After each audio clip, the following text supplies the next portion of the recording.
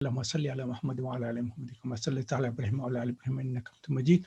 اللهم بارك على محمد وعلى ال محمد كما باركت على ابراهيم وعلى ال ابراهيم انك حميد مجيد.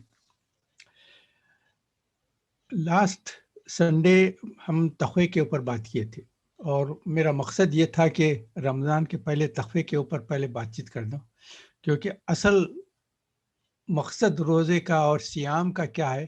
اللہ تعالیٰ فرماتے ہیں کہ تم کو تقوی حاصل ہو. یہ میں سورہ بقرہ کی آیت ہے 183 184 جو اعوذ باللہ من الشیطان الرجیم بسم اللہ الرحمن الرحیم. یا ایھا الذین آمنوا کتب علیکم الصیام کما کتب علی الذین من قبلکم لعلکم تتقون. اے ایمان والو، تم پہ روزہ فرض کیا گیا ہے، تمہارے کو روزے کا حکم دیا گیا ہے. یہ تم ایسا مت سمجھو کہ تم صرف تمہاری امت اسی امت کو دیا گیا، نہیں، تمہارے سے پہلے کے لوگوں کو بھی دیا گیا تھا. اور اس کا اصل مقصد یہ ہے کہ تقوی حاصل ہو، لعلکم تتقون. اس کے بعد کی دوسری آیت ہے ایام معدودات فمن کان منکم مریضا او علی سفر فعدۃ من ایام اخر وعلی الذین یطیقونہ فدیۃ طعام مسکین فمن تطوع خیرا فهو خیر له وان تصوموا خیر لکم ان کنتم تعلمون. یہ دو آیتیں ہیں. اس کے بعد تو شہر رمضان الذی انزل فیہ القرآن، وہ ساری چیزیں. تو اصل مقصد ہمارا روزے کا کیا ہے کہ تقوی حاصل ہو. اور لاسٹ سنڈے جو تقوی کے اوپر تفصیل سے بات کر لیتے. اچھا، رمضان کے تعلق سے اب یہ ہے کہ ہم کو یہ آج پہلا رمضان نہیں ملا ہے، ہم کو تو ساری عمر ہم رمضان سے گزارے، اور ہر سال ہم رمضان سے پہلے ہم کو سارے چیزیں ہم کو یاد دلا دیے جاتے تھے کہ رمضان کیا ہے، اس میں کیا کرنا چاہیے، کس چیزوں سے پرہیز کرنا چاہیے، کیا احکامات ہے. تو رمضان کا جو مہینہ ہے، یہ سارے 12 جو مہینے ہیں ان سب میں ہر سردار جو بول سکتے ہیں نا، سارے مہینوں کا سردار جو ہے رمضان ہے.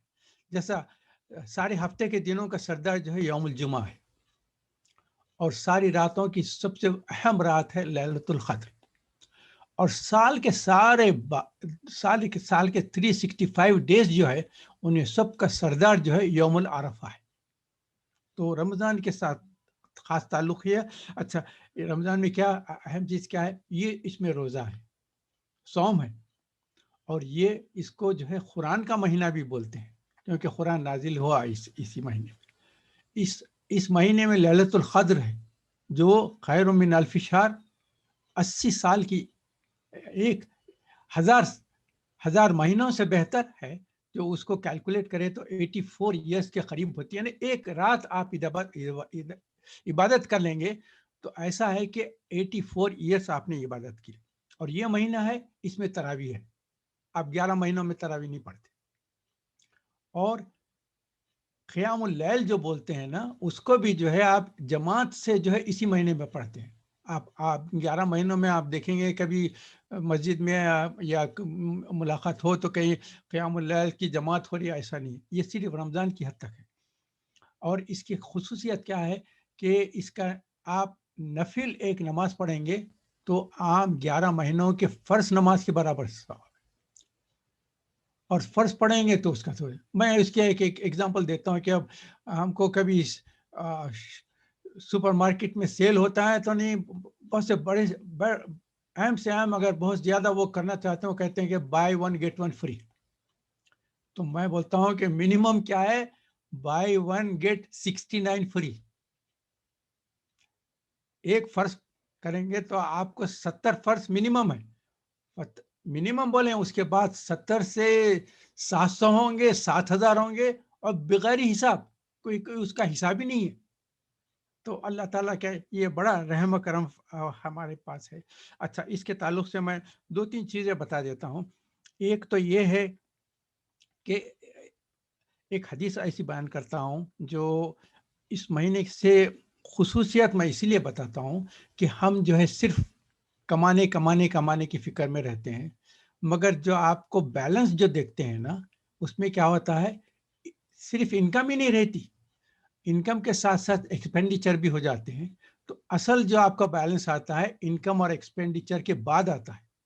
تو ہم یہ سمجھیں کہ رمضان میں صرف بیلنس ہی ہے، اور یہ نہ سوچیں کہ اس میں ایکسپینڈیچر بھی ہے، مائنس بھی ہو رہا ہے، تو ہم سے بہت بڑی غلطی ہو جا رہی. تو اس کے تعلق سے ایک حدیث بیان کرتا ہوں. اس سے پتہ چلے گا کہ ہم رمضان میں صرف نیکیاں کمانے کی فکر جو کر رہے ہیں وہ تو بہت اہم ہے، مگر جو نیکیوں کا نقصان ہوتا ہے اس سے بھی بچنا بہت اہم چیز ہے۔ اس کے تعلق سے ایک حدیث بیان کرتا ہوں۔ حضور اکرم، یہ جامع ترمذی کی حدیث ہے، حضور اکرم صلی اللہ علیہ وسلم ایک مرتبہ صحابہ کے ساتھ بیٹھے تھے، پوچھا کہ ایک کوشچن کیا کہ بتاؤ مفلس کون ہے؟ تو صحابہ نے سوچ کر کہا کہ مفلس تو وہ ہے جس کے پاس درہم دینار نہیں ہے، کچھ پیسہ ایسا نہیں ہے، غریب آدمی ہے، اس کے پاس کچھ نہیں ہے۔ تو حضور نے کہا نہیں، مفلس وہ نہیں ہے۔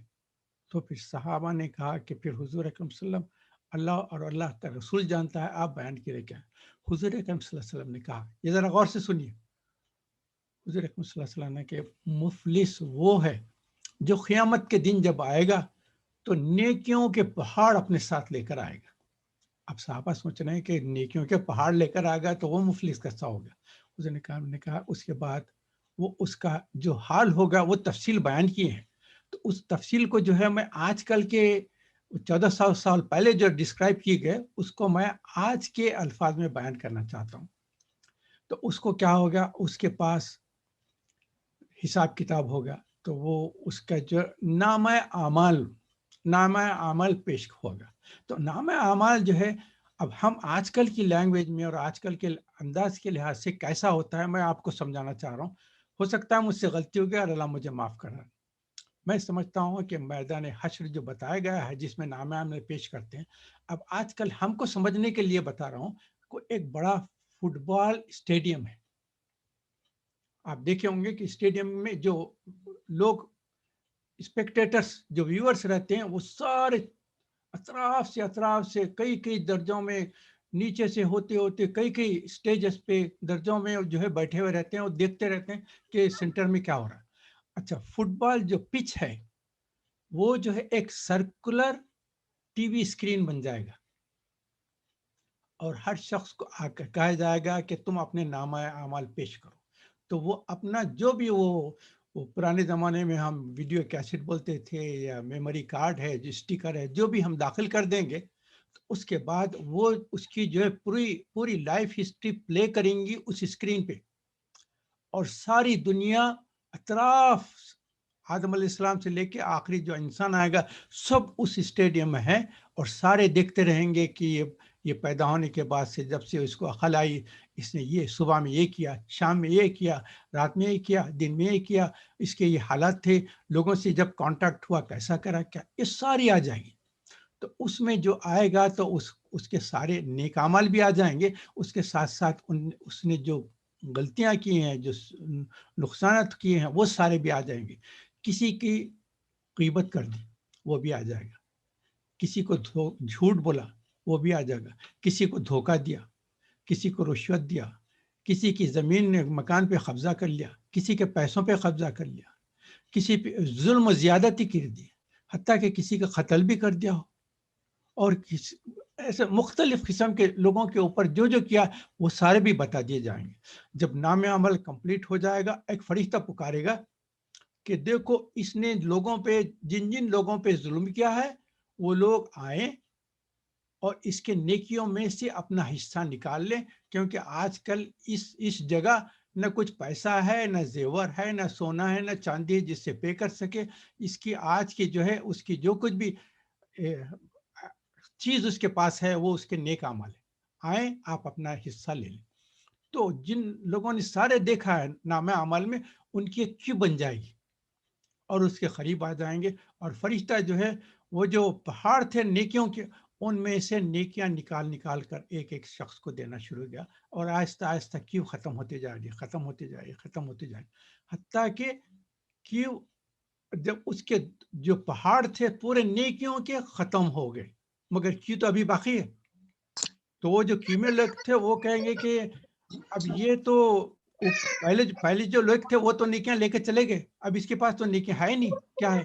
تو فرشتے کہیں گے کہ اپنے گناہ یہاں ڈالنا شروع کر۔ تو وہ جو لسٹ میں جتنے لوگ ہیں وہ اپنے اپنے گناہ ڈالنا شروع کر دیں گے۔ آہستہ آہستہ آہستہ جب لاسٹ آدمی اپنے گناہ ڈال کے چلے جائے گا تو اس وقت اس کے پاس گناہوں کے پہاڑ رہیں گے۔ تو حضور نے فرمایا کہ قیامت کے دن مفلس وہ شخص ہے جو نیکیوں کے پہاڑ لے کر آئے گا، مگر جب نام اعمال کا حصہ ختم ہو جائے گا تو اس وقت گناہوں کے پہاڑ اس کے پاس جمع رہیں گے۔ یہ ساری عمر صوم پابندی سے روزے رکھتا رہا، نمازیں پڑھتا رہا، زکوٰۃ دیتے رہا، صدقات کرتا رہا، عمرے بھی کیا ہے، حج بھی کیا ہے، بہت نیک اعمال کیے ہیں، مگر سارے لوگوں کو دینے میں ختم ہو گئے۔ اور پھر جو لوگ گناہ کیے ہیں، غیبت کیے ہیں، زنا کیے ہیں، جو جتنے بھی گناہ کیے ہیں، وہ اپنے گناہ اس کے پاس ڈالنا شروع کر دیں گے۔ تو اس نے کبھی زنا نہیں کیا تھا، مگر اس کے نام عمل میں زنا پڑا ہوا ہے، اس کے جو پہاڑ جمع ہے نا، اس میں زنا بھی آ گیا، اس میں لوگوں کے سارے گناہ جو ہے وہ سارے آ کے ڈگار لگ گئی ہیں۔ تو قیامت کے دن مفلس یہ ہوگا۔ میں اسی لیے اس میں کانسنٹریٹ کرنا چاہ رہا ہوں، کیونکہ جہاں بھی آپ رمضان کے تعلق سے کہیں لیکچر سننا شروع کریں گے، یوٹیوب پہ جائیں گے، کہیں بھی جائیں گے، وہ سارے نیکیوں، یہ کام کرو نیکیاں ہیں، اس میں ملے گا، اس میں ملے گا۔ اور میں تصویر کا دوسرا رخ بتانا چاہتا ہوں کہ یہ تو کمانے کے ساتھ کر رہے ہیں، مگر یہ سوچو کہ ہم کچھ گنوانے والے نہ بنے اس میں۔ اس رمضان کے مہینے میں ثواب تو کما رہے ہیں، مگر گنوانے نہیں کریں گے۔ میں اسی لیے بتایا کہ جب آپ بیلنس کرتے ہیں نا، تو انکم اور ایکسپینڈیچر دونوں کے تعلق سے سوچیں۔ صرف انکم کو دیکھ کر خوش نہ ہو جائیں کہ ہمارے پاس تو بہت ہے، مگر یہ دیکھیں کہ ہمارے پاس ایکسپینڈیچر تو نہیں ہے کچھ۔ اگر ایکسپینڈیچر ہو گئے تو آپ کا جو ہے 1,00,000 پاؤنڈ کمائیں گے اور 2,00,000 آپ کے پاس سے ایکسپینڈیچر نکل گیا، تو آپ کا تو -1,00,000 کا بیلنس ہو گیا۔ تو اس تعلق سے بہت بہت اہم ہے۔ تو یہ اس چیز کو میں بہت زیادہ کانسنٹریٹ کرنا چاہتا ہوں۔ اچھا، ہم جو بھی عبادت کرتے ہیں نا، وہ عبادت میں ریاکاری سے بچیں، اللہ کی خوشنودی کے لیے کریں۔ کیونکہ ہم جتنی عبادتیں کرتے ہیں، اگر اس میں اللہ کی خوشنودی نہیں ہے، کیونکہ اب ہم پڑھ رہے ہیں تو قرآن پڑھ رہے ہیں تو بھائی پڑھیں گے، اس کے بعد کہیں کہ بھائی اس رمضان میں نے تو 2 قرآن ختم کیے ہیں، تو لوگوں کو بتانے کی ضرورت تھی کہ آپ کو، اور میں اتنے نفل نمازیں پڑھا۔ ہمارے پاس، مجھے یاد ہے، ہم جب کم عمری میں تھے تو حیدرآباد میں ہمارے پاس جیسا رمضان گیا نا، تو لوگ بولتے تھے کہ بھائی ہم نے تو لیلۃ القدر میں جو ہے 100 رکعتیں پڑھے ہیں۔ تو وہ دوسرا چھوڑتا تھا، اچھا میں تو 100 نہیں، میں تو 80 پڑھا ہوں۔ کسی نے کہا کہ نہیں، میں تو 150 پیا۔ اب یہ آپ ایک دوسرے سے کہنے کی ضرورت ہے کیا؟ جس کے لیے پڑھ رہے ہیں وہ تو جانتا ہے، اس کو حساب کتاب کی ضرورت ہے کیا؟ تو ہمارے نیت یہ ہے کہ جو بھی ہم کر رہے ہیں وہ اللہ کی رضا کے لیے۔ اچھا، امام بخاری نے جو صحیح حدیث کی کتاب جو لکھی ہے نا، الصحیح کے نام سے جو حدیثوں کا جب کیا ہے، انہوں نے 6,000 یا 6,00,000 کتنے حدیثیں ان کو زبانی یاد تھے۔ انہوں نے کہا کہ اب میں کتاب لکھنا چاہ رہا ہوں، اس کے لیے میں اسٹارٹ کرتا ہوں۔ تو پھر انہوں نے سوچا کہ کون سی حدیث سے اسٹارٹ کروں میں صحیح بخاری۔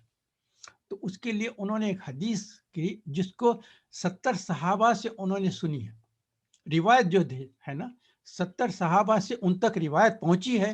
تو انہوں نے اس حدیث کو سلیکٹ کیے۔ پہلی حدیث جو صحیح بخاری کی اسٹارٹ کرتے ہیں وہ ہے انما الاعمال بالنیات۔ آپ کے سارے اعمال کا دار و مدار آپ کی نیت پہ ہے۔ نیت اللہ کی رضا کے لیے، اللہ کی خوشنودی کے لیے ہے تو وہ خوش ہے، اور اللہ تعالیٰ کو کسی دوسرے کو اپنے ساتھ شریک کریں تو وہ کہتا ہے کہ مجھے اس کی ضرورت نہیں ہے، تم جس کے لیے کر رہے ہیں نا اسی کو دے دو سارا، مجھے کوئی نہیں۔ تو ہم یہ کہیں کہ نہیں، ہم اللہ کو بھی خوش کرنا چاہ رہے ہیں، مگر دوسروں تک بھی کچھ خوشی پہنچا دیں لوگوں تک، تو وہ نہیں، اللہ کو پسند نہیں۔ تو انما الاعمال بالنیات یہ صحیح حدیث ہے۔ اور اس کو بھی روایت کرنے کے لیے انہوں نے کیا کیا، اصل میں کیا انہوں نے یہ کیا کہ اس حدیث کے تعلق سے اب روایت کرنا ہے، تو انہوں نے کہا کہ کس کے نام سے شروع کروں۔ تو اس کے لیے انہوں نے کیا کیا، کئی صحابہ میں سے حضرت عمر بن خطاب رضی اللہ تعالیٰ عنہ کا نام سنا۔ 70 صحابی تھے، مگر انہوں نے کہا کہ عمر بن خطاب رضی اللہ تعالیٰ عنہ سے بہت کم حدیثیں مروی ہیں، تو ان کے نام سے اس روایت کو شروع کرتا ہوں۔ تو آپ صحیح بخاری کی پہلی حدیث دیکھیں، انما الاعمال بالنیات، عمر رضی اللہ تعالیٰ عنہ کا نام لیا۔ اور یہ حدیث بہت اہم ہے، کیونکہ ہم یہ ہمیشہ یہ دعا کریں کہ اللہ تعالیٰ میرے اعمال میں اخلاص عطا فرمائے، اور ریاکاری سے میں آپ ہی پناہ مانگتا ہوں، کیونکہ اگر ریا آ گیا تو آپ کی ساری عبادت ختم ہوگی، اس کا کوئی فائدہ نہیں اس میں۔ تو یہ سب سے بہت اہم چیز ہے کہ عبادتوں میں اخلاص ہو، ساری عبادت میں۔ اچھا، اب ہم جو اس مہینے میں تو الحمدللہ اور روزے رکھتے ہیں. تو روزوں کے تعلق سے ایک بات بیان کر دوں. سیام کے تعلق سے امام غزالی نے احیاء العلوم کے نام سے ایک کتاب لکھی ہے جو 4 جلدوں میں. اس میں جب صوم کا جو چیپٹر آتا ہے انہوں نے کہا کہ صوم کے لحاظ سے مسلمانوں کی 3 درجے ہیں. ایک درجہ ہے عوام، دوسرا درجہ ہے خواص، اور تیسرا درجہ ہے اقصى الخواص. پھر انہوں نے کہا کہ اس کی تشریح کرتے ہیں، انہوں نے کہا کہ عوام وہ ہے جن کا روزہ صرف پیٹ کا روزہ ہے، یعنی کھانا پینا بند کر دیا، صرف ان کا روزہ پیٹ کا روزہ ہے. خواص سے انہوں نے کہا کہ خواص جو ہے ان کا روزہ صرف کھانے پینے سے رکنا نہیں، بلکہ روزہ صرف پیٹ کا روزہ نہیں ہے، روزہ زبان کا بھی ہے، روزہ کان کا بھی ہے، روزہ ہاتھ پیر کا بھی ہے، روزہ دل کا بھی ہے. یعنی یہ ساری چیزیں بتائیں گے. اس کے بعد انہوں نے کہا اقصى الخواص جو ہے ان کا روزہ ان سب کے علاوہ دل کا ایسا روزہ ہے کہ اس میں کوئی غلط خیال کو آنے بھی نہیں دیتے. وہ کہہ دیتے ہیں کہ میرا روزہ ہے، میں یہ چیز کو سوچنا بھی نہیں چاہتا ہوں. یہ بڑی چیز ہے، کیونکہ ہم تو یہ کہتے ہیں کہ بھئی ہم نے یہ کر لیا، اور اس طرف خیال بھی نہیں کہتے کہ خیالات آتے ہیں تو بولے خیالات تو آ رہے ہیں، ہم تو روزے میں ہیں تو کہ خیالات سے کیا تعلق ہے. مگر وہ کہتے ہیں کہ خیالات پہ بھی ہم روزے کا اثر ڈالیں کہ دل میں خیال بھی کسی قسم کا نہ آئے. تو 3 درجے بتا دیے، عوام، خواص اور اقصى الخواص.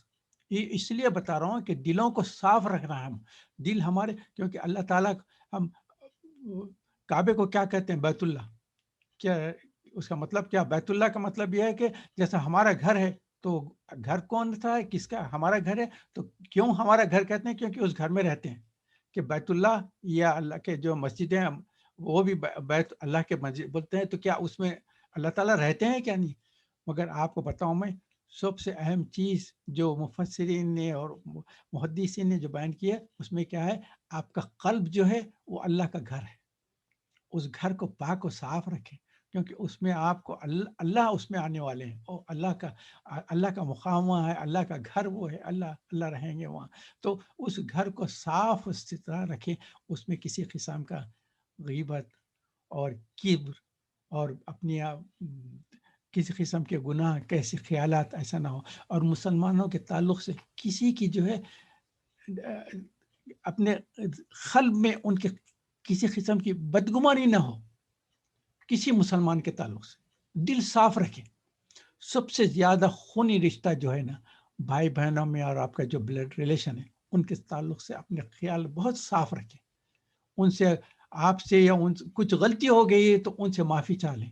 کیونکہ رحم جو ہے نا، رحم جو بولتے ہیں نا، جو ووم جس کو کہتے ہیں، تو اللہ تعالیٰ سے گزارش کرتے ہیں کہ اے اللہ جو مجھ سے رشتہ کاٹے آپ ان سے رحمت کا رشتہ کاٹ دیں.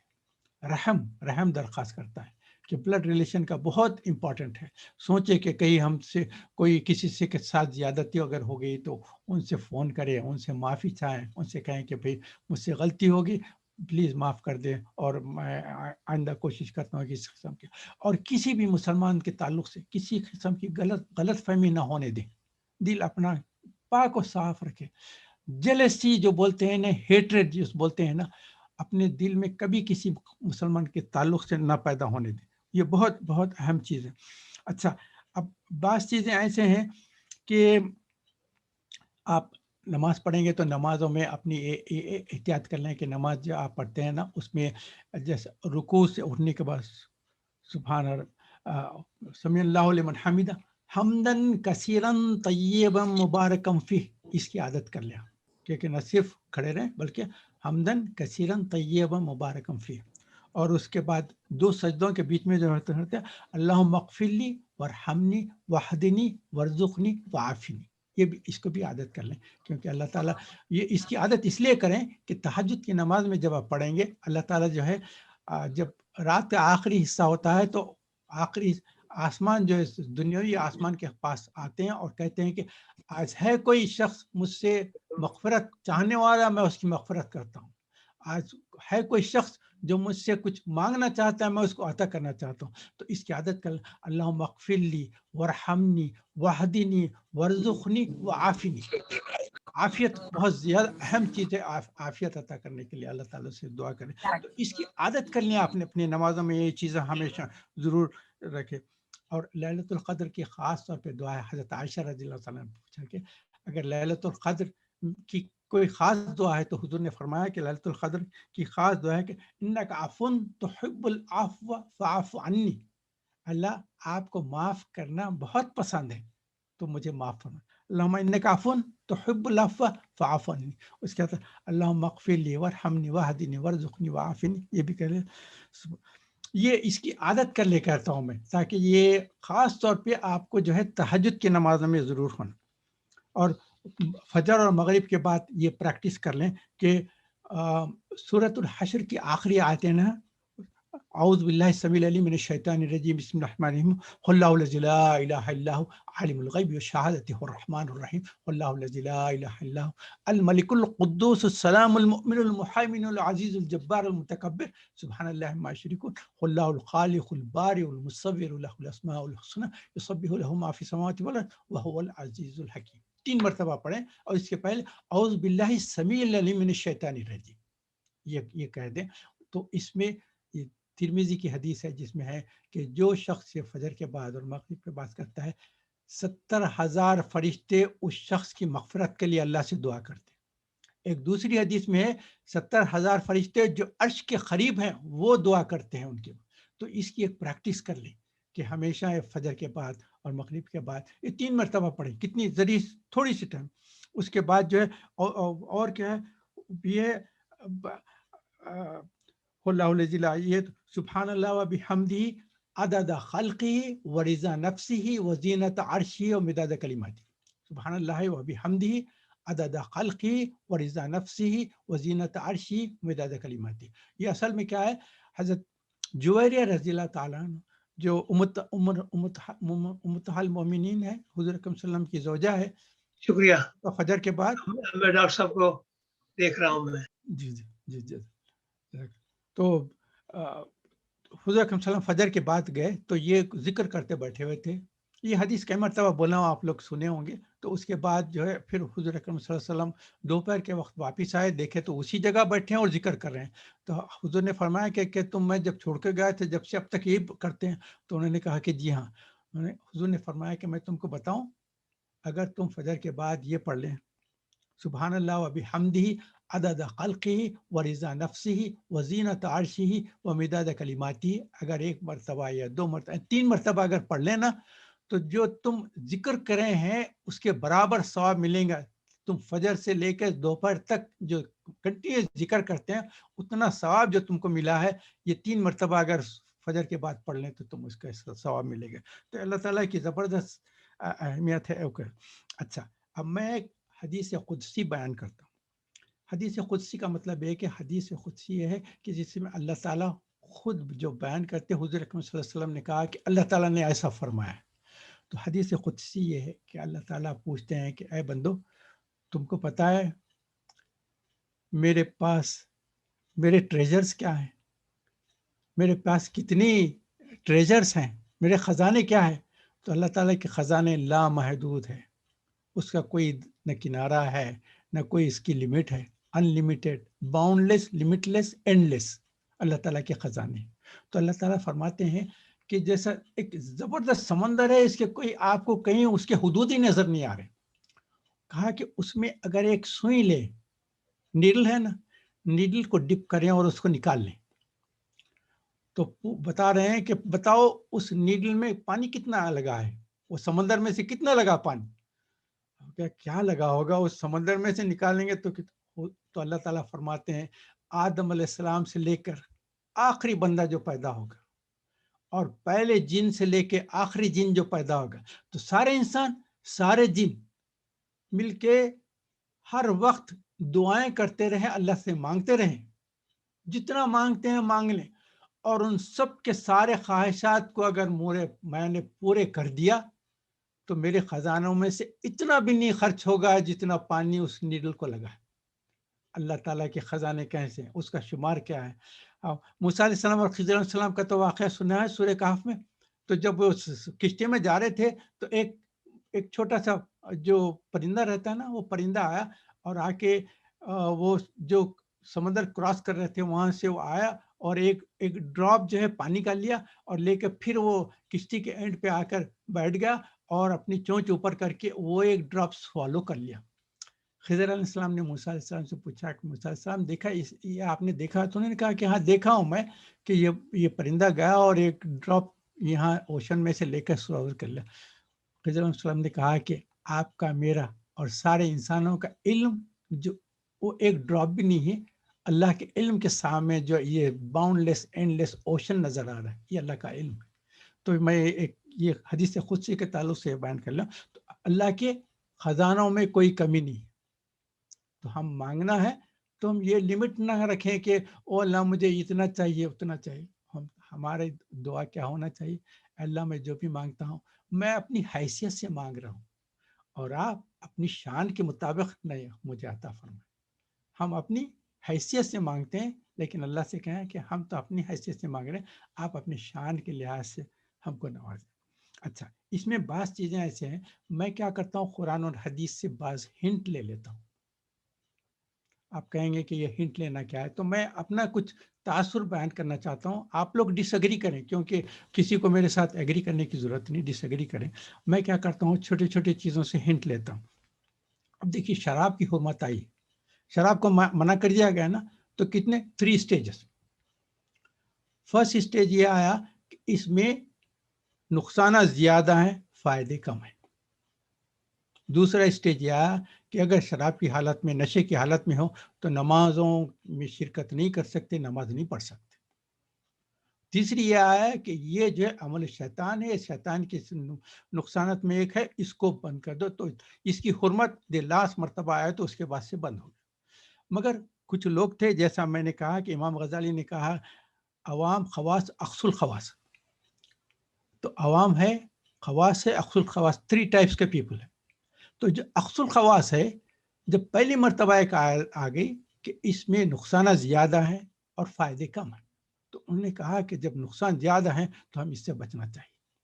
جیسا آپ کو بولتا ہوں، میں ایک ایگزامپل دیتا ہوں. ایک پراپرٹی ہے، آپ کو ایک مارکیٹ میں آگے اور جا کے آپ اس سے بروکر سے بات کر لیتے. اس نے کہا کہ یہ اس میں جو ہے یہ پراپرٹی آپ اگر لے لیں، 1 سال میں آپ 1 ملین کی مل رہی ہے اس وقت لے لیں، نیکسٹ ایئر آپ کو اسی پراپرٹی پہ 2 ملین میں بکا دیتا ہوں.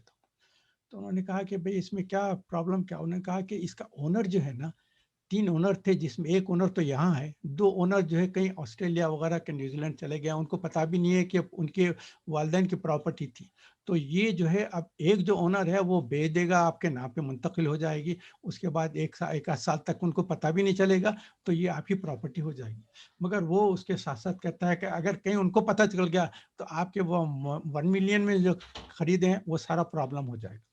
تو اب آپ دیکھیں تو ایسا ہے جب اس کو پتہ چلے گا کہ اس میں نقصان زیادہ ہے تو کوئی اس پراپرٹی میں ہاتھ ڈالے گا؟ کوئی بھی ڈالے گا تو وہ کہے گا کہ میں ایسی پراپرٹی مان لیتا ہوں جو بالکل سیف ہے کہ اس میں کوئی پرابلم نہیں. تو جب پتہ چلا کہ اس میں نقصان زیادہ ہے فائدے کم ہے تو جو اقصى الخواص تھے انہیں وہیں روک دی. پھر سیکنڈ اسٹیج آیا کہ جب شراب کی حالت میں نشے کی حالت میں ہو تو نماز کے قریب نہ جاؤ. تو خواص آ گئے اس میں. انہوں نے کہا کہ ایک ایسی چیز ہے جس سے ہمارے عبادتیں رک جاتے ہیں. جو نماز ہمارے پاس پڑھنا چاہیے نا، وہ نمازوں سے اگر ہم کو روک دیا جا رہا ہے، نیکیوں سے روک رہے ہیں، تو پھر ہم اس کو نہیں جائیں. مگر کچھ لوگ پھر بھی پیتے رہے تو اقصى الخواص ہو گئے، خواص ہو گئے. اس کے بعد عوام کا جب درجہ آیا، جب لاسٹ آیت آ گئی کہ اس کو بالکل حرام ہو گئی، بند کر دیا گیا ہے، اس میں یہ شیطان کی یہ وہ ہے، تو اس وقت عوام بھی ساری بند کر دیے. اور کہتے ہیں کہ مدینے کے جو راستے تھے اس میں مٹکوں میں جتنی بھی شراب تھی سب توڑ کے پھینک دیے. تو مدینے کے سڑکوں پہ ساری شراب جو ہے بہنا شروع ہو گئی تھی. اس کے بعد کسی صحابی کے پاس ایک ڈراپ شراب بھی نہیں رہی. یہ قصہ ختم ہے. میں بتا رہا ہوں کہ 3 اسٹیجز ہے. اس میں یہ ہنٹ اس لیے دے رہا ہوں کہ لیلۃ القدر کے تعلق سے آپ کو بیان کرنا چاہتا ہوں. اچھا، حافظ اماد الدین جو ہے وہ انہوں نے تفسیر لی ہے، اس کو بڑی مشہور تفسیر ہے، اس کو تفسیر ابن کثیر کہتے ہیں. حافظ اماد الدین کی تفسیر ہے. تو انہوں نے جب یہ لیلۃ القدر کے تعلق سے جو چیپٹر ہے اس میں انہوں نے بیان کیا ہے کہ لیلۃ القدر کے تعلق سے حضرت یہ ترمذی کی بھی ہے، نسائی میں ہے اور ابو داؤد میں ہے، یہ دو ہیں۔ تو وہ حضرت مرشد رحمۃ اللہ علیہ نے حضرت ابو ذر غفاری سے پوچھا کہ لیلۃ القدر کے تعلق سے پوچھنا چاہ رہا ہوں کہ اس میں کیا ہے اور کیا ہے، تو انہوں نے کہا کہ مجھے اس سے بہت انٹرسٹ تھا تو میں حضور سے پوچھا ہوں، تو حضور سے پوچھا کہ لیلۃ القدر یہ کہاں، اس کی تلاش کرنا ہے تو کہا، تو حضور نے فرمایا کہ سارے رمضان میں اس کو تلاش کرو۔ اس کے بعد کچھ انہوں نے عجیب کوشش کہ یہ لیلۃ القدر صرف اسی امت کے لیے، کیا دوسری امتوں کے لیے بھی تھا، اور یہ کیا صرف آپ کی حد تک ہے، کیا یہ قیامت تک رہے گی؟ تو حضور نے فرمایا کہ یہ میری حد تک نہیں ہے، یہ قیامت تک رہے گی۔ اس کے بعد پھر انہوں نے کہا کہ پورا رمضان کی تو بتائیں آپ، یہ اور کچھ ذرا اور تفصیل بتا دیں کہ یہ ذرا پورے رمضان میں شاید مشکل ہوگی۔ تو حضور نے فرمایا کہ پہلے دہے اور آخری دہے میں۔ تو اس کے بعد کہا کہ آپ زیادہ مت پوچھو۔ پھر اس کے بعد انہوں نے کہا کہ پہلے 10 دن اور آخری 10 دن میں بھی تلاش کرنا ہے۔ پھر ادھر ادھر کے باتیں ہوتے، پھر حضور سے پوچھا کہ آخری اس میں بھی تھوڑا سا گنجائش ہے تو بتا دیں کون سا پہلے میں تلاش کروں یا آخری میں؟ تو حضور نے فرمایا کہ آخری دہے میں تلاش کرو، اور پھر اس تعلق سے اور کچھ مجھ سے نہیں پوچھو۔ تو پھر اس کے بعد کچھ تھوڑا سا ٹائم ایسا ہوا کہ جس میں پھر حضور مصروف ہو گئے، تو پھر آ کر حضرت ابوذر نے پوچھا کہ یہ آخری دہے کا بھی آپ نے بتایا، اس میں اور کچھ بتایا کہ لمیٹڈ؟ تو انہوں نے حضور کے چہرے پہ دیکھا تو بہت غصہ، انہوں نے کہا کہ آج تک میں حضور کا چہرہ اتنا غصے بھرا نہیں دیکھا۔ انہوں نے کہا کہ حضور نے کہا کہ آخری دہے کے طاق راتوں میں تلاش کرو اس کو، اس کے بعد خاموش ہو گیا۔ تو اس کا مطلب یہ ہے کہ اس میں کیا چیز تھی جو سارے مہینے میں تلاش کرو بھلے، اس کے بعد جب پوچھے تو اس میں بھی ذرا ناپسندیدہ طریقے سے بتایا کہ پہلے اور آخری دہے میں تلاش کرو۔ بس تیسری مرتبہ پوچھے تو طاق راتوں کے ہے، اس کے بعد غصے کی چہرے پہ غصہ آتا ہے۔ کیوں حضور اکرم صلی اللہ علیہ وسلم؟ میں اشارے لیتا ہوں ان چیزوں سے، اسی لیے میں بتایا کہ آپ لوگ میرے سے ڈس ایگری کر سکتے ہیں، میں ہنٹس لینے والا ہوں۔ اچھا، لیلۃ القدر حضور کو بتا دی گئی تھی، یہ بھی آپ کو حدیث ہے اس میں بھی کہ حضور اکرم صلی اللہ علیہ وسلم کو لیلۃ القدر بتا دی گئی تھی، مگر جب آپ لوگوں کو بتانے کے لیے نکلے تو کچھ دو لوگ جھگڑ رہے تھے، جس کی وجہ سے حضور نے فرمایا کہ میرے ذہن سے اس رات کو بھلا دیا گیا کہ کب تھی وہ۔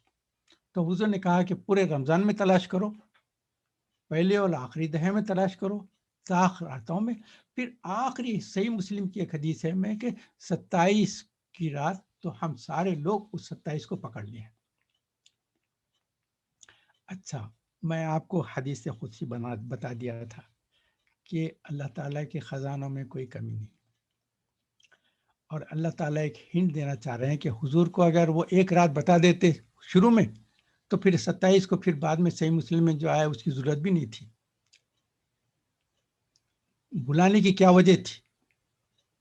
امت کو ایک موقع دیکھ رہے ہیں کہ سارے رمضان میں لیلۃ القدر ہے، اس کے بعد نہیں تو پہلے اور آخری دہے میں، نہیں تو طاق راتوں میں، نہیں تو 27 میں۔ تو میں کہتا ہوں کہ اب اس میں ڈویژن کر دے رہا ہوں میں، عوام ہے، خواص ہے، اخص الخواص ہے۔ عوام کے لیے تو 27 ہے، کوئی پرابلم نہیں، خواص کے لیے پہلا اور آخری دہا ہے، اور اخص الخواص کے لیے پورا رمضان لیلۃ القدر ہے۔ پتہ ہے آپ کو، میں تو یہی کرتا ہوں، میں رمضان کی پہلی رات آتی ہے تو میں کہتا ہوں اللہ تعالیٰ آپ کے خزانوں میں کوئی کمی ہے کیا؟ آج کی رات مجھے لیلۃ القدر کا ثواب دے دیجیے۔ دوسری رات آ رہی ہے، پھر پوچھتا ہوں اللہ تعالیٰ چونکہ یہ رات چھپا دی گئی تھی، آج کی رات بھی لیلۃ القدر ہے میرے لیے، اس میں لیلۃ القدر۔ تو آپ جو 84 ایئرس کی جو آپ ایک 27 میں کمانا چاہ رہے ہیں، میں یہ کوشش کرتا ہوں کہ رمضان کی ہر رات 84 ایئرس کی عبادت کا ثواب لے لوں۔ یہ میرا اپنا تاثر ہے، تو میں آپ سے اپنا اوپینین کر رہا ہوں۔ آپ لوگ ڈس ایگری کر سکتے ہیں کہ آپ کہتے ہیں کہ یہ اس کی کوئی سند نہیں ہے، تم یہ اپنا خیال بیان کر رہے ہیں، ہم تو جو ہے 27 کو ہی سمجھتے ہیں۔ بالکل 27 کو میں انکار کر رہا ہوں، مگر میں بتا رہا تھا کہ میں تو جیسا بھکاری رہتا ہے. آپ کو پتہ ہے حیدرآباد میں جو مختلف جماعوں میں جمعے کے نماز پڑھنے کا موقع ملا. کسی جگہ جو ہے 1:15 کی جماعت ہوتی تھی, کسی جگہ 1:30 بجے, کسی جگہ 2 بجے, کسی جگہ 2:30 بجے. تو میں مختلف مساجد میں جب نمازیں پڑھا ہوں تو دیکھا ہوں کہ جو مانگنے والے جو رہتے ہیں نا, بعض جو ہے وہ 1:15 کی مسجد میں بھی جا کے خیرات لے لیتے ہیں. اس کے بعد جو ہے 1:30 بجے کی مسجد ہے وہاں بھی موجود آ جاتے ہیں, 2 بجے کی مسجد میں وہیں آ جاتے ہیں. تو میرا حال یہ ہے کہ میں ویسے ہی فقیر ہوں, جہاں سے دکھتا ہے جتنا زیادہ ہو سکتا ہے کمانے کی فکر میں رہتا ہوں. تو میں یہ چاہتا ہوں کہ زیادہ سے زیادہ جو ہے یہ ثواب میں کماتے پھروں. تو بس اچھا, ایک حدیث اس تعلق سے ابھی بیان کر دیتا ہوں میں.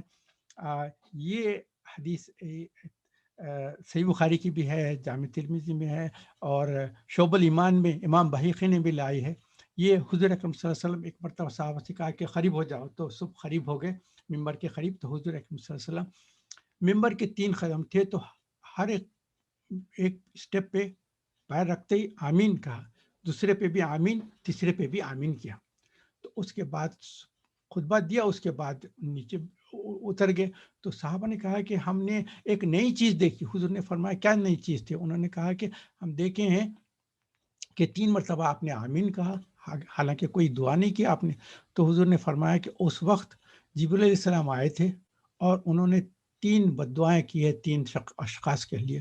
تو انہوں نے بد دعا دی, اس کے بعد مجھ سے کہا کہ آمین کہو, تو میں نے آمین کہی. اب صحابہ لرز گئے کہ وہ کون بد نصیب ہوں گے جن کے تعلق سے جبریل علیہ السلام نے بد دعا کی ہے.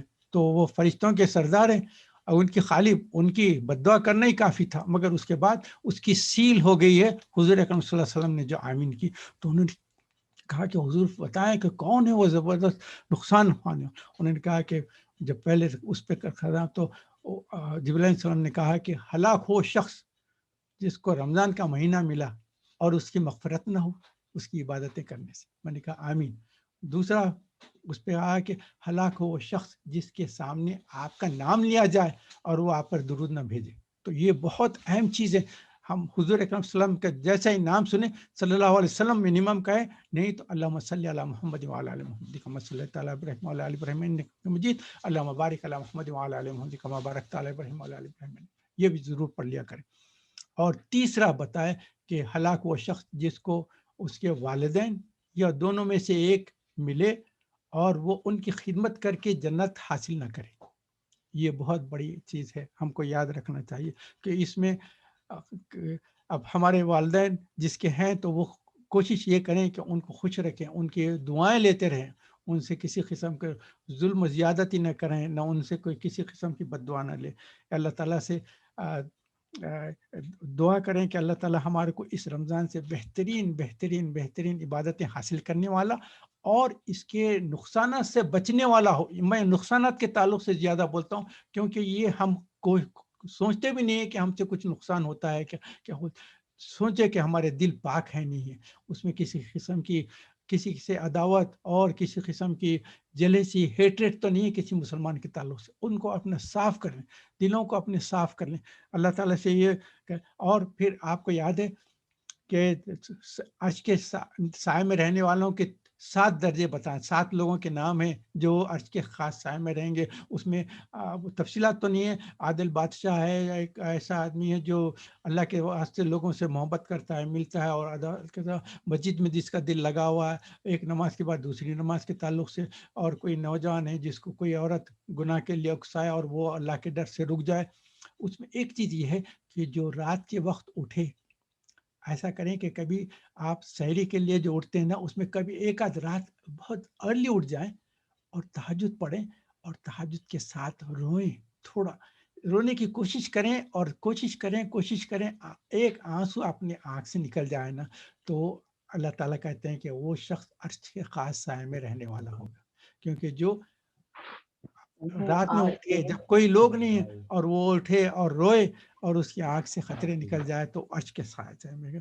تو یہ اس کی کوشش کریں. اور سارے ایک دعا میں بتا دیتا ہوں کہ اللہ تعالیٰ سے کریں اللہم لا تخزنی یوم القیامہ, اللہ مجھے قیامت کے دن رسوائی سے بچا لے.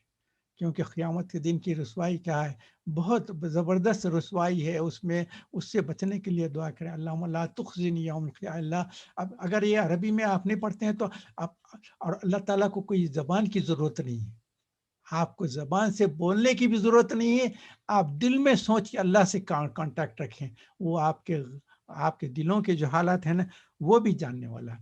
اور آخری بات یہ کرتا ہوں کہ صبح اور شام 3 مرتبہ ایٹ لیسٹ اللہم اجینی من النار، اللہم اجینی من النار، اللہم اجینی من النار، اللہم انی اسألک الجنت الفردوس، اللہم انی اسألک جنت الفردوس، اللہم انی اسألک جنت الفردوس۔ یہ پڑھیں گے تو جہنم کہتی ہے کہ اے اللہ یہ آپ میرے سے پناہ مانگتا ہے، اس کو آپ پناہ دے دیجیے، میرے پاس داخل نہ ہونے دیں۔ اور جنت کہتی کہ یا اللہ یہ میرے پاس آنا چاہتا ہے، یہ آپ اس کو میرے میں داخل کر دیں۔ تو یہ بہت خاص چیزیں ہیں۔ اور پھر سبحان اللہ و بحمدہ تو میں بتا دیا ہوں۔ اچھا، صحیح بخاری کی آخری حدیث ہے، اس پہ امام بخاری نے اپنی حدیث ختم کی ہے، سبحان اللہ و بحمدہ سبحان اللہ العظیم، سبحان اللہ و بحمدہ سبحان اللہ العظیم، سبحان اللہ و بحمدہ سبحان اللہ العظیم۔ اس حدیث کو ہے کلمتانی خفیفتانی علی اللسانی وثقیلتانی فی المیزانی وحبیبتانی الی الرحمن، سبحان اللہ و بحمدہ سبحان اللہ العظیم۔ 2 کلمے ہیں جو آپ کی زبان پہ بہت ہلکی ہیں، مگر جو میزان میں تولے جائیں گے تو بہت وزنی ہے، اور رحمان یعنی اللہ تعالیٰ کو بہت محبوب ہے، سبحان اللہ و بحمدہ سبحان اللہ العظیم۔ یہ کلمات کی اور اس کے ذکر اور اذکار کی کوشش کرتے رہیں۔ اب اللہ سے دعا کریں کہ ہم نے جو کہا اور سنا اس کو اللہ تعالیٰ قبول فرما لے، جو ہم سے غلطی ہو گیا اللہ اپنی رحمت کے طفیل معاف فرما دے۔ آخری بات کرتا ہوں، چھوٹی سی ایک اشعار پڑھ دوں گا، کیونکہ رمضان سے پہلے تو اشعار پڑھنے کی اجازت ہے، پھر رمضان میں تو ضرورت نہیں ہے۔ اہم چیز یاد رکھیں کہ رمضان میں کمپیوٹر کم سے کم دیکھیں، اور واٹس ایپ کم سے کم دیکھیں، فون کے جو میسیجز ہیں کم سے کم جائیں۔ اس میں آپ کہتے ہیں کہ اچھا میں کوئی نیک چیز کی طرف جا رہا ہوں، مگر آپ کو جب نیک چیز ڈھونڈنے جائیں گے اس میں بیکار قسم کے آپ کو ڈسٹریکشنس آتے ہیں، تو اللہ تعالیٰ سے پناہ لیں کہ اللہ مجھے یہ چیزوں سے بچائے رکھے۔ آخری بات کر دیتا ہوں، یہ تھوڑی سی غزل ہے، سن لیں۔ اے خدا تجھ سے نہ مانگے تو یہ کس مانگیں کس سے، اے خدا تجھ سے نہ مانگے تو یہ مانگیں کس سے، تیرے بندے تیرے محتاج ہیں قدرت والے، دے کے کچھ ٹال دے بیٹھے ہیں مصیبت والے، اور تیرے دینے کے بڑے ہاتھ ہیں دینے والے، اور تو ہی ہر شخص کی کرتا ہے تمنا پوری، آس پر تیری ہی جیتے ہیں ضرورت والے۔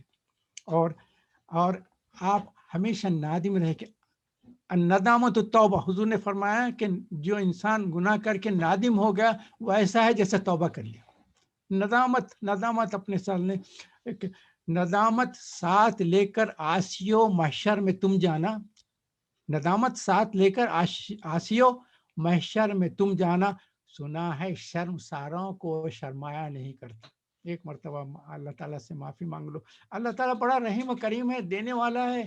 اور یہ بھی دعا کرتے ہیں اللہ حقوق اللہ میں جو کوتاہی ہو گئے آپ اپنی رحمت کے تو خیر ہم کو معاف فرما دے، حقوق العباد میں جو کوتاہی ہو گئی آپ بھی معاف کر دیں، اور ہم کو ہدایت دیں کہ ہم جس جن کا حق مارے ہیں ان سے ہم معافی چاہ لیں، اور ان سے بھی ہمارا پاک و صاف ہو جائے۔ سبحانک اللہم و بحمدک نشہد لا الہ الا انت نستغفرک و نتوب الیک۔ اب سراج بھائی سے اس سے دعا کرتا ہوں کہ وہ اپنا بیان کرنا ہے تو وہ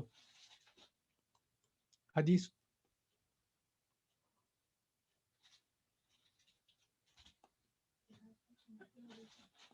شروع کریے آپ کی بات سنائی دے رہی ہے۔ جی جی جی آپ حدیث پڑھ لیں، حدیث پڑھ لیں۔ آپ نے خواہش کی کہ میں کوئی حسب معمول کچھ حدیث بیان کروں، حدیث سناؤں۔ جی جی ضرور۔ دیکھیے اصل بات یہ ہے کہ حدیثیں ماشاء اللہ ہم اتنے خوش قسمت لوگ ہیں کہ بے شمار حدیثیں ہیں، اور حدیثیں ہیں تو ہمارے ایمان اور ہدایت کے لیے ایک بڑی زبردست چیز ہے۔ تو میں نے مناسب سمجھا کہ ایک حدیث آپ کو سنا دو رمضان سے پہلے۔ یہ حدیث سنانے سے پہلے ایک تھوڑی سی تمہید ذرا باندھنا مناسب سمجھتا ہوں۔ وہ یہ کہ مثل مشہور ہے، گیا وقت پھر رات آتا نہیں، گیا وقت پھر رات آتا نہیں، اور جو بھی کرنا ہو وقت مقررہ پر اطمینان بخش طریقے سے کرو اور اس کے بعد اچھے نتائج کی توقع کرو، اللہ تعالیٰ نوازے گا۔ تو عرض کرنا یہ ہے کہ تمہید میں اگر کوئی امیر آدمی ہے، صاحب جائیداد ہے، صاحب اقتدار ہے، اس کے پاس کئی مکانات ہیں، جائیداد ہے، گھر ہے، وہ کسی حادثے کی وجہ سے اگر اس کی پراپرٹی، مکان، جائیداد یا فیکٹری وغیرہ برباد ہوگی تو وہ تو تباہ ہو گیا، وہ تو تباہ ہو گیا۔ لیکن اگر اس کی پراپرٹی یا جائیداد وغیرہ انشورڈ تھی، اکثر ہوتی ہے نا، انشورڈ تھی، اور اس نے باضابطہ ہر مہینہ یا سالانہ جو اس کی پریمیم ہوتے تھے اس ضابطے کے ساتھ اس نے خوبی کے ساتھ ادا کرتا تھا، and it was quite alive، تو پھر اس کو کمپنسیشن کا حق ہے، ایلیجیبل ہے، کمپنسیشن مل جاتا ہے۔ لیکن ہر شخص کے لیے یہ ممکن نہیں ہے کہ وہ افورڈ کر سکے ہر چیز کے لیے انشورنس کرنا، ہر چیز کے لیے جو ہے پیسے خرچ کرنا۔ بعض وقت یہ ہوتا ہے کہ لوگ چانس لے لیتے ہیں، غفلت کر جاتے ہیں یا بھول جاتے ہیں یا کسی وجہ سے ادا نہیں کر سکتے، تو وہ تو پھر انشورنس ڈوب گئی۔ تو میرے کہنے کا مطلب یہ ہے کہ زندگی میں عمل کی بڑی اہمیت ہے، اور زندگی کارگہ عمل ہے۔ جیسے کہا گیا ہے کہ عمل سے زندگی بنتی ہے جنت بھی جہنم بھی، عمل سے زندگی بنتی ہے جنت بھی جہنم بھی، یہ خاکی اپنی فطرت میں نہ نوری ہے نہ ناری ہے۔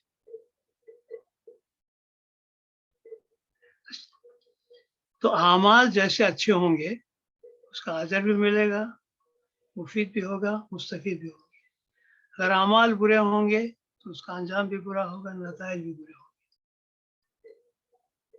اب میں مضمون کی طرف آتا ہوں کہ اللہ تعالیٰ الحمدللہ بڑا عادل ہے، عدل کرنے والا ہے، انصاف کرنے والا ہے، اور اس کے ساتھ ساتھ نہایت رحیم و کریم اور مہربان اور شفیق بھی ہے، اور اس کی رحمت اس کے غضب پر حاوی ہے۔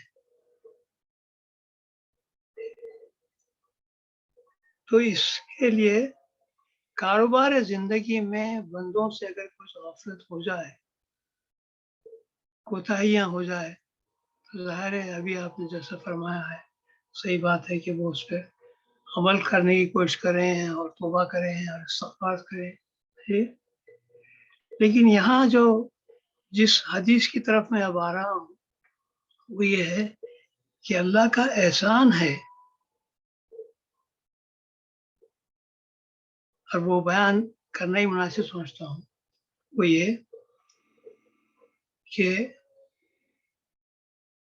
جب اللہ کی نوازشوں پر، مہربانیوں پر غور کریں تو معلوم ہوگا کہ وہ نوازشوں میں اضافہ کرتا رہتا ہے، حتیٰ کہ جب میں اس نتیجے پہ پہنچا ہوں یا اس میری نظر سے گزری تو میں نے کہا کہ دیکھیے حدیث مسلم کی حدیث ہے کہ جب انسان مر جاتا ہے تو اس کا حساب کتاب اللہ تعالیٰ کے پاس بند ہو جاتا ہے۔ جتنی محنت کرنا ہے، جتنی جدوجہد کرنا ہے، جتنے اعمال کرنا ہے، عمل کرنا ہے، پوری زندگی اس کے لیے وقف ہے، اس کے لیے موقع ہے، وہ کر سکتا ہے۔ لیکن حدیث ہے جب انسان مر جاتا ہے تو اس کا حساب کتاب اللہ تعالیٰ کے پاس بند ہو جاتا ہے، سوا ان 3 چیزوں کے جس کا اجر موت کے بعد بھی ملتا رہے گا۔ وہ کیا ہے؟ ایک ہے کار خیر ثواب جاریہ،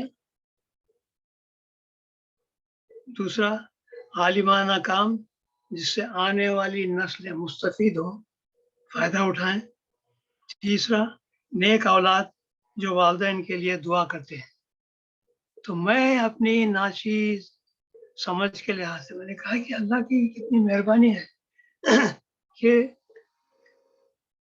حساب کتاب تو بند ہو جاتا ہے، آنکھیں بند ہو جاتی ہیں، زندگی حیات ختم ہو جاتی ہے، اور پھر اس کے بعد کچھ کرنے کی گنجائش بھی نہیں، جگہ بھی نہیں، ماحول بھی نہیں، تمام چیزیں ہو جانے کے باوجود بھی اللہ کی یہ مہربانی ہے کہ اس نے جیسا ہمارے دنیا میں ہم دیکھتے ہیں کہ انشورنس، اب یہ انشورنس جو ہے کے لیے دنیا میں انشورنس کے لیے ہر مہینہ ہر سال پابندی سے پریمیم کرنا پڑتا ہے، اگر نہ تو ڈیفالٹ ہو جاتا ہے، پھر اس کے بعد وہ انشورنس ختم ہو جاتی ہے، no one the person is not eligible to ask for compensation۔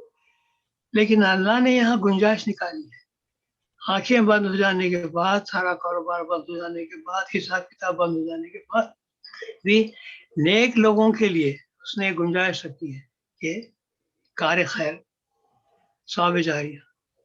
اب اور کرتے ہیں ثواب جاریہ، کسی غریب کے لیے، یتیم کے لیے مدد کرنا، اسپانسر کرنا، اس کی دیکھ بھال کرنا، غریبوں کی مدد کرنا، کنویں کھدوانا، پانی کا انتظام کرنا، ایجوکیشن دلوانا، اسکل دلوانا، زندگی میں عزت سے اور شکر ادا کرتے ہوئے ادا کرنے کے موقع میں کسی کو لے کے آنا، یہ تمام ایسی چیزیں ہیں جو کار خیر میں آتے ہیں، اور ہر وہ چیز جو کار خیر میں شامل ہے اس کے لیے جو پریمیم دیتے رہتے ہیں ہم زندگی میں، اس کو اللہ نے گنجائش نکالی ہے کہ اس کے بعد بھی اس سے ثواب ملے گا۔ دوسری بات عالمانہ کام، اب یہ اتنی بڑی وسیع ٹرم ہے، یہ ایسا عالمانہ کام جس سے اسلام کے بارے میں اویئرنیس ہو، لوگ راہ راست پہ آئیں، سمجھ سکیں، اسلام کو سمجھ سکیں، حدیث کو سمجھ سکیں، فکر و تفکر کر سکیں۔ اس کے علاوہ بھی ایسی عالمانہ کام جس سے انسانوں کو فائدہ پہنچے، خاندانوں کو فائدہ پہنچے، تو یہ ایسی چیز ہے اس کا جواب ملتا رہے گا۔ اس کی اسٹریس میں اس پہ غور کرتا ہوں کہ اس میں جو ہے نا، یہ حقوق العباد میں اتنی زیادہ اہمیت جو دی گئی ہے اس پہ ہمیں غور کرنا ہے۔ اور تیسری جو چیز ہے وہ یہ کہ اولاد کی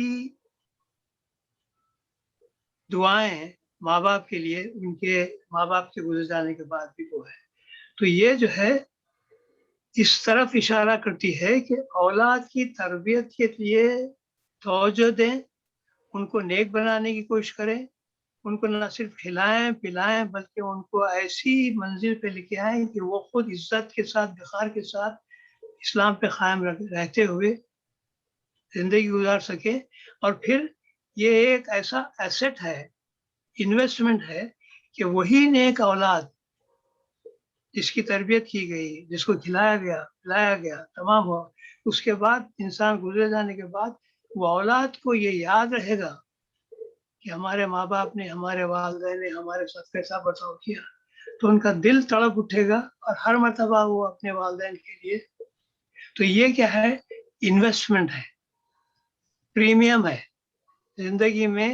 پریمیم لوگ بڑے شوق سے گھر کے لیے دیتے ہیں، کار کے لیے دیتے ہیں، پراپرٹی کے لیے دیتے ہیں، ہر چیز کے لیے پریمیم دیتے ہیں، لیکن جو پریمیم آخرت میں کام آنے والا ہے وہ یہ کہ مسلسل اس پہ توجہ دیں، اور پھر اس کی امید رکھیں کہ اللہ ہمیں معاف فرمائے گا، اور اس کی رحمت اس کے غضب پہ حاوی ہوگی. وہ ہماری توبہ، ہمارا استغفار قبول کرے گا. اور یہ جو اولاد کے بارے میں جو کہا گیا ہے کہ وہ نسلاً بعد نسلاً چلتے رہے گا. جیسے آپ سب بھی کرتے ہوں گے، میں بھی یہ کرتا ہوں، نہ صرف میرے والدین کے لیے بلکہ میرے والدین کے والدین اور ان کے والدین اور ان کے رشتہ دار. کیوں کہ جو ہے، مختصر کرتا ہوں میں اپنی بات کو، کہ مطالعے میں آیا ہے کہ جب اللہ تعالیٰ نوازش فرمائے گا، مقامات اعلیٰ نوازش کرے گا بندوں کو، تو اس میں دیکھیں گے کہ کوئی پہلی منزل پہ ہے، کوئی دوسری منزل پہ ہے، کوئی اعلیٰ منزل پہ ہے، اور اس کے بعد کوئی آدمی یہ دیکھے گا کہ میں تیسری منزل پہ ہوں، اور میں نے دیکھا ہے کہ میرے والد بزرگوار، میرے والدین جو ہے نچلی منزل پہ ہے. تو اللہ سے وہ خواہش کرے گا، یا اللہ